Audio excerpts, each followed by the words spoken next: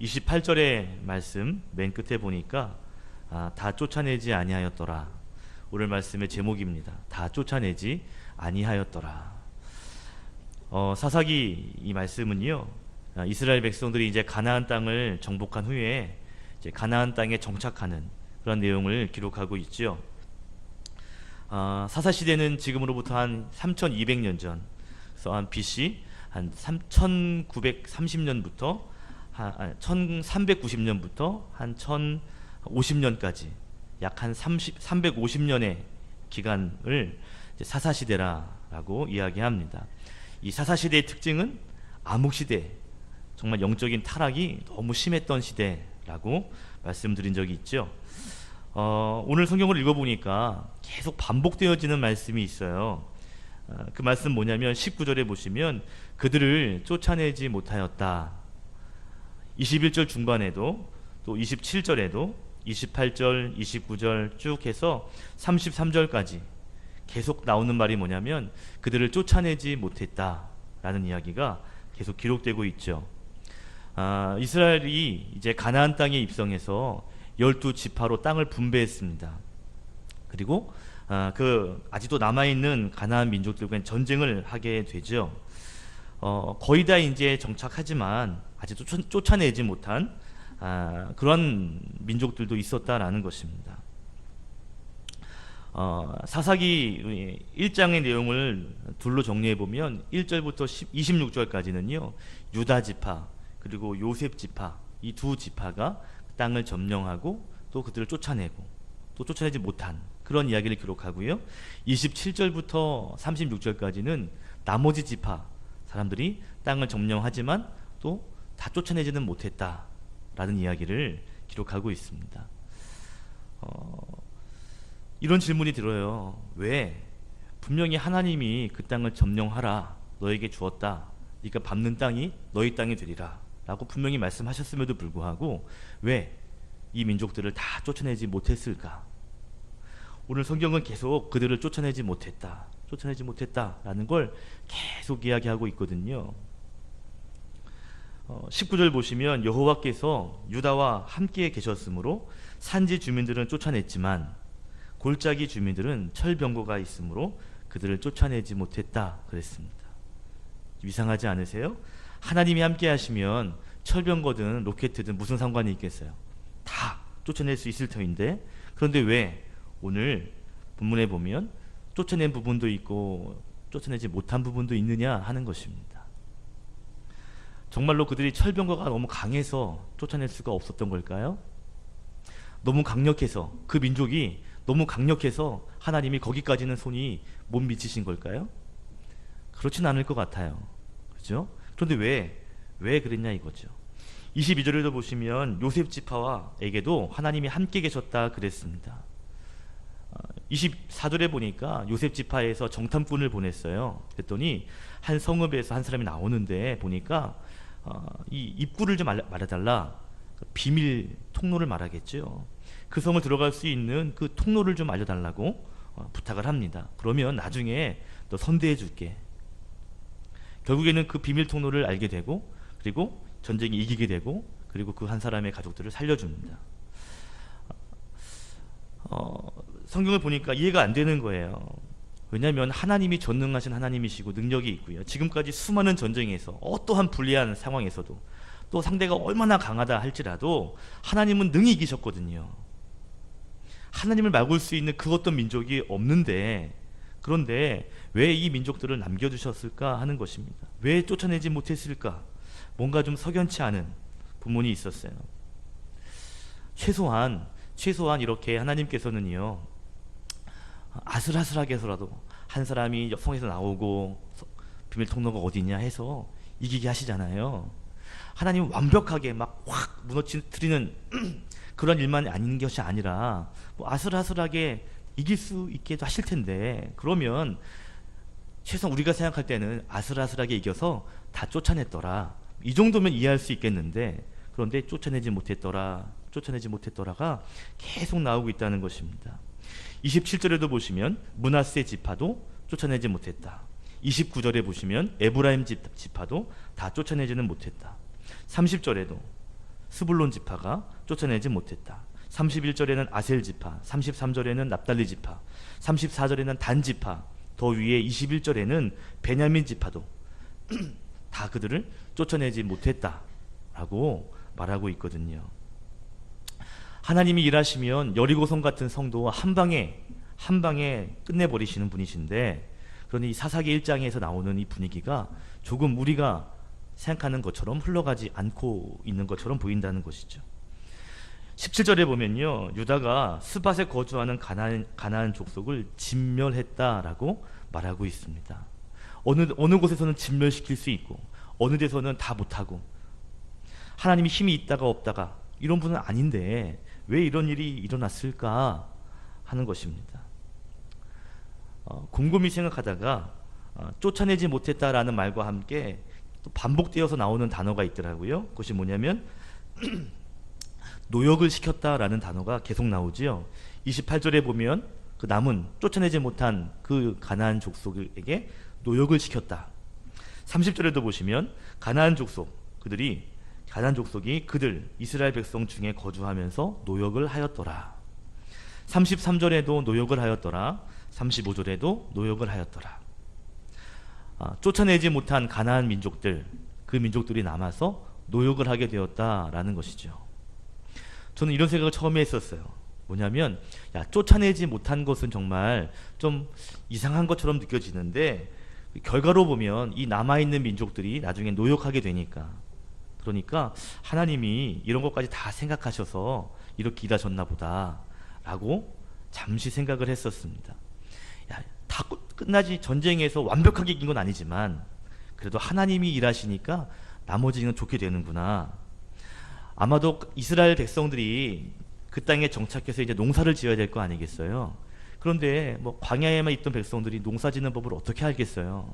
하나님께서 이 가나안 민족을 살려주셔서 농사 짓는 법도 알게 해주시고 힘든 일도 하게 하고, 이렇게 해서 먹고 살게 하시는 건가 보다. 하나님은 정말 참 우리가 생각하지 못한 것까지 다 계산하시는, 예비하시는 분인가 보다 라고 생각을 했었거든요. 그런데 사실 사사기 1장의 주제는 하나님이 어떻게든 선하게 일하신다 라는 것이 주제가 아닙니다. 얼핏 보면 잘된 것처럼 보이지만, 그런데 이 1장의 내용은요, 절대로 하나님의 선하심을 보여주는 본문이 아니에요. 원래 하나님의 계획은요, 이스라엘 민족이 가나안 땅에 들어가서 이방 민족들을 다 진멸하는 것이었습니다. 그런데 그들은 쫓아내지 못했습니다. 성경을 연구하는 학자들이 이 쫓아내지 못했다라는 것들이 계속 반복되어져 있는 것들을 보면서 이 쫓아내지 못한 이유를 더욱 강조하기 위함이다 라고 이야기를 합니다. 그러면서 쫓아내지 못한 이유가 뭐냐? 그 이유가 하나님이 능력이 없어서가 아니라 이스라엘 백성들이 믿음이 약해서다 라고 그렇게 해석을 합니다. 사사기에서는 말씀드렸죠. 사사기에서는 영적으로 타락한 그 시기를 보여주고 있습니다. 오늘 사사기 1장이 그걸 말하고 있는 거죠. 여러분 보세요. 여호수아서 그 앞에 21장을 보면 하나님이 이스라엘 백성에게 약속하신 땅을, 그 땅을 다 주었고 그것이 다 응해졌다라고 이야기합니다. 여호수아서 21장 좀 보실까요? 그 앞에 여호수아서 21장 43절, 44절, 45절 세 절을 보십시오.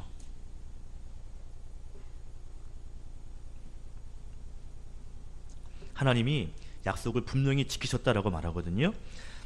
여호수아서 21장 43절, 44절, 45절 시작. 여호께서 이스라엘 조상들에게 맹세하사 주리라 하신 온 땅을 이와 같이 이스라엘에게 다 주셨으므로 그들이 그것을 차지하여 거기에 거주하였으니 여호와께서 그들의 주위에 안식을 주셨으되 그 조상들에게 맹세하신 대로 하였으므로 그들의 모든 원수들 중에 그들과 맞선 자가 하나도 없었으니 이는 여호와께서 그들의 모든 원수들을 그들의 손에 넘겨 주셨음이니라. 여호와께서 이스라엘 족속에게 말씀하신 선한 말씀이 하나도 남음이 없이 다 응하였더라. 아멘. 여호수아에서는 뭐라고 말씀하시냐면 하나님이 약속하신 그 가나안 땅을 이스라엘 백성에게 다 주었다라고 말하고 있죠. 다 넘겨주었다는 것입니다. 그 말씀이 하나도 이루어진 것이 없다라고 여호수아서는 분명히 말씀하십니다. 그런데 사사기에서는 좀 다르지요. 여호수아서는 무엇을 강조하냐면 하나님이 약속하신 땅, 그 땅을 하나님 주셨고 그 땅을 얻기 위해서 하나님이 여호수아와 함께 싸우셨다 라는 것을 강조하는 책이었다면, 사사기서는요 하나님이 그렇게 약속해 주시고 복 주셨음에도 불구하고 이스라엘 백성들이 믿음이 약해서 그것들을 다 가지지 못했다라는 것을 보여주고 있는 것이죠. 성경학자들이 이 이스라엘 백성들을 연구하면서 뭐라고 얘기하냐면, 하나님께서 백성과 함께 하시고 분명히 이길 수 있도록 도와주셨음에도 불구하고 그런데 그들은 믿음이 부족해서 온전히 싸우지 못했다는 거예요. 다시 말하면 이런 거죠. 하나님 그 땅에 있는 모든 백성들 넘기셨는데, 차지하면 되는데, 그런데 이들의 믿음이 부족해서 약해 보이는 적하고는 싸웠지만 대단해 보이는 적하고는 싸우기를 꺼려했다는 것입니다. 유다 지파도 보시면 17절에 스밧에 거주하는 가나안 족속들하고는 싸워서 그 땅을 취했지만, 18절에 역시 다른 지역도 싸워서 차지한 땅이 있지만, 19절에 보면 철병거가 있는 골짜기의 백성들과는 싸우지, 전쟁하지 않았다라는 거죠. 다시 말하면 이길 수 있는 적하고는 싸우려고 했지만, 그러나 힘이 대등하거나 우리보다 세 보이는 적하고는 싸우기를 꺼려했다는 것입니다. 여러분 28절을 보세요. 28절에 보면 이스라엘이 강성한 후에야 가나안 족속에게 노역을 시켰다라고 말하고 있습니다. 강성한 후에야. 그 전에는 뭐 했다는 거예요? 그 전에는 조용히 있었다는 거죠. 싸울 생각을 하지 못했다는 것입니다. 34절에 보면 아모리 족속이 단 자손을, 단 지파를 산지로 몰아넣었다. 그리고 골짜기에 내려오는 것을 용납하지 않았다라고 이야기합니다. 이 전쟁의 주도권이 이스라엘 백성에게 있는 것이 아니라 지금 아모리 족속에게 있음을 보여주고 있습니다. 하나님이 지금 전쟁 이길 수 있게 하셨는데 주도권이 지금 그쪽에게 있는 거예요. 전쟁하려고 하지 않은 것이죠. 35절에도 그렇습니다. 요셉의 가문의 힘이 강성하게 되었을 때에야 마침내 노역하게 되었다라고 말하고 있죠. 이스라엘 백성들이 왜 가나안 민족들을 다 쫓아내지 못했을까요? 하나님이 약해서가 아니라 그들이 쫓아내지 않은 것입니다. 28절의 제목 삼았죠. 28절 끝에 보니까 쫓아내지 못한 것이 아니라 쫓아내지 아니하였더라고 말하고 있습니다. 정확하게 말하면 쫓아낼 수 있는 믿음이 부족했다라는 것이죠. 하나님이 능력, 하나님이 힘이 부족해서가 아니라 하나님이 함께 하심이 그것이 능력 없는 일이 아니라서가 아니라 그 백성들의 믿음이 부족했다라는 것입니다. 믿음이 없으니까 싸움을 기피하고요. 적당한 땅에서만 싸우려고 했다는 것이죠. 27절에 보면 베스안이라고 하는 땅이 나오죠. 교통의 요충지였다 그래요. 이 땅에 대해서 연구한 학자들이 말하기를 이 베스안이라는 땅은요 굉장히 기름진 땅이고 이 수분이, 물이 마르지 않는 수자원이 풍부한 곳이었답니다. 그래서 사무엘상 31장에도 베스안이라는 곳과 같은 지역인데 굉장히 중요한 그러한 도시였고 요충지였습니다. 27절 뒤에 나오는 무깃도라고 하는 지역도 마찬가지요. 가나안의 굉장히 중요한 성읍 중에 하나였습니다. 학자들은요 이 베스안에서부터 무깃도까지 이르는 이런 지역에 아마 방어선이 구축되어 있었을 것이고, 그래서 전쟁하기에는 굉장히 여기 방어하가 두텁게 있기 때문에 점령하기가 참 어려운 성읍들이었을 것이다 라고 추측합니다. 므낫세 지파 사람들은요 하나님이 능력 주셨음에도 불구하고 가나안의 주요 성읍들을 쫓아내지 않은 것입니다. 그리고 눈으로 볼 때 좀 만만한 지역, 그런 것만 더 싸웠던 것이죠. 사사기 1장의 말씀이 어설프게 하나님의 능력을 의지했다라는 걸 보여준다면, 여러분 사사기 2장의 내용은요 완전히 하나님을 버렸다라는 이야기를 말하고 있어요. 2장 7절을 보세요. 2장 7절을 같이 읽어볼게요. 시작. 백성이 여호수아 장로들 곧 여호와께서 이스라엘을 위하여 행하신 모든 일을 본 자들이 사는 날 동안에 아멘. 여호수아와 그 시대의 장로들, 하나님의 기적을 본 사람들, 그 사람들이 있을 때까지만 하나님을 섬겼더라라고 말하고 있죠. 그 뒤에 여러분 20절 그 뒤에 보시면요, 하나님께서 이스라엘 백성에게 진노하십니다. 하나님을 버리니 당연히 진노하지 않겠어요? 너희들 그 땅에 들어가서 땅이 중요한 게 아니라 그 땅에서 나를 잘 섬겨야 복을 준다라고 분명히 말씀하셨는데도 그들은 하나님을 버리죠. 하나님 진노하십니다. 그럼 이렇게 이야기하세요. 20절부터 23절까지 끝절까지 2장 20절 함께 읽겠습니다. 시작. 여호와께서 이스라엘에게 진노하여 이르시되 이 백성이 내가 그들의 조상 명령한 언약을 어기고 나의 목소리를 순종하지 아니하였은즉 나도 여호수아가 죽을 때에 남겨둔 이방 민족들을 다시는 그들 앞에서 하나도 쫓아내지 아니하리니 이는 이스라엘이 그들의 조상들이 지킨 것 같이 나 여호와의 도를 지켜 아니하나 그들을 시험하려 함이라 하시니라. 여호와께서 그 이방 민족들을 머물러 두사 그들을 속히 쫓아내지 아니하셨으며 여호수아의 손에 넘겨주지 아니하셨더라. 아멘. 하나님께서 보고 싶었습니다. 순종하는지, 내 말을 잘 듣고 청종하는지 안 하는지를 분명히 보려고 했습니다. 시험하고자 했다 그랬죠. 그런데 그들이 순종하지 않았다 그랬습니다. 결국 이방 족속들을 속히 쫓아내지 않으셨다라고 하나님 말씀하고 있습니다. 이스라엘 백성들은요, 적당하게 믿었어요. 내 생각이 좋기에, 내 수준, 내게 눈에 이해할 수 있을 만큼만 그 믿음 가지고만 살려고 했습니다. 하나님은요 100%의 순종과 믿음을 원하시는데, 그런데 안타깝게도 이스라엘 백성들은 그 정도가 아니었습니다. 하나님은요 적당하게 믿는 것이 아니라 온전하게 믿는 것을 원하십니다. 아멘. 이스라엘 백성들은 땅이 복을 준다고 생각했을지 모르겠습니다. 땅에 문제가 있는 것이 아니고요, 땅이 복을 주는 것이 아니라 하나님이 복을 주시는 거죠. 신명기서에 보면 이 젖과 꿀이 흐르는 가나안 땅은 비를 흡수하는 땅이라 그랬습니다. 골짜기 땅이 비를 흡수하는 땅이에요. 성경에 보니까 애굽처럼 비가 오면 애굽 땅은요 물이 촉촉해가지고 댐처럼 이렇게 물이 쫙 고일 수 있는 좋은 땅인데, 이 가나안 땅은 그렇지 못했다 그랬습니다. 비를 흡수하는 땅이에요. 그런데 어떻게 젖과 꿀이 흐르는 아름다운 땅이 될 수 있을까요? 하나님이 이른 비와 늦은 비를 적당한 때에 주셨다 그랬습니다.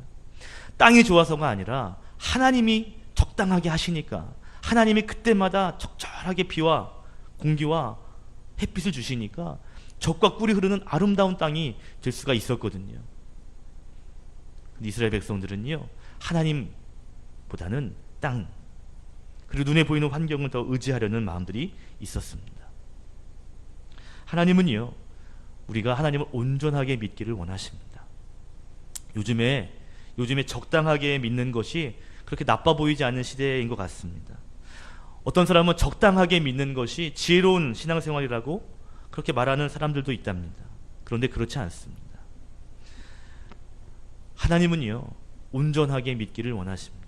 적당하게 이쪽에 살다가 미지근한 그런 그리스도인을 원하는 것이 아니라 하나님 심장을 가진 뜨거운 그리스도인들을 원한다라는 거죠. 여러분 33절에 보니까 납달리 지파가 정복하지 못한 베스메스라고 하는 지역이 있거든요. 그리고 그 옆에는 베다낫이라는 지역이 있습니다. 베스메스라는 단어가 벳이라는 게 집을 말하거든요. 세메스라는 단어는 태양을 의미한다 그래요.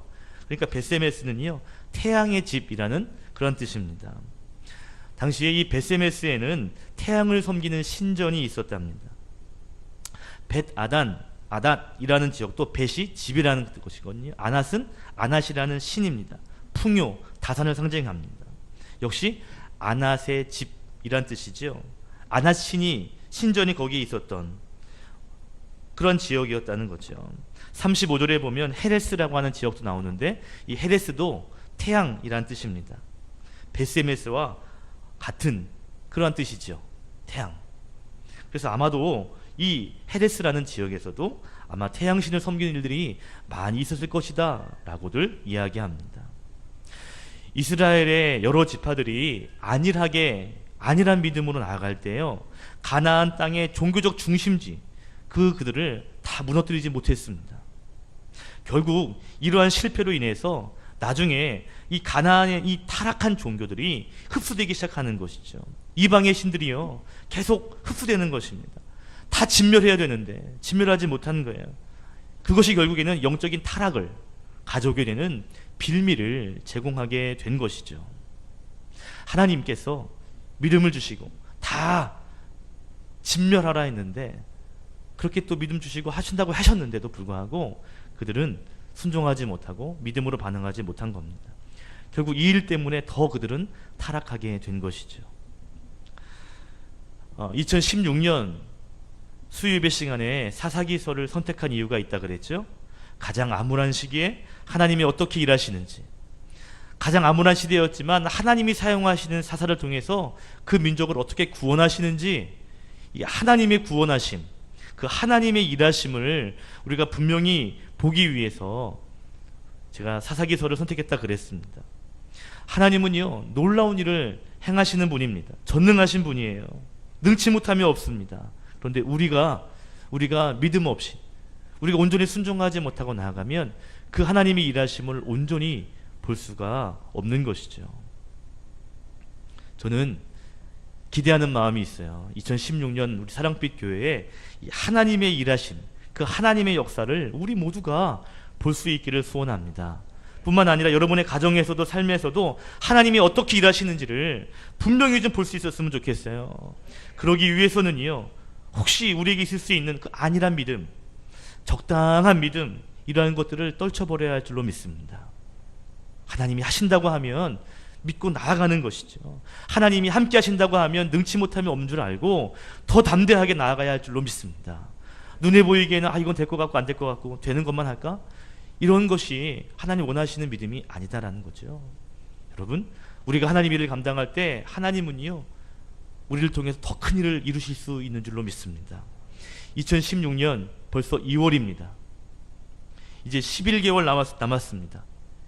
하나님 앞에 절대적인 믿음, 절대적인 순종을 통하여서 하나님의 승리, 하나님의 일하심을 경험하는 저와 여러분 되시기를 예수 그리스도의 이름으로 축원드립니다. 아멘. 기도하겠습니다.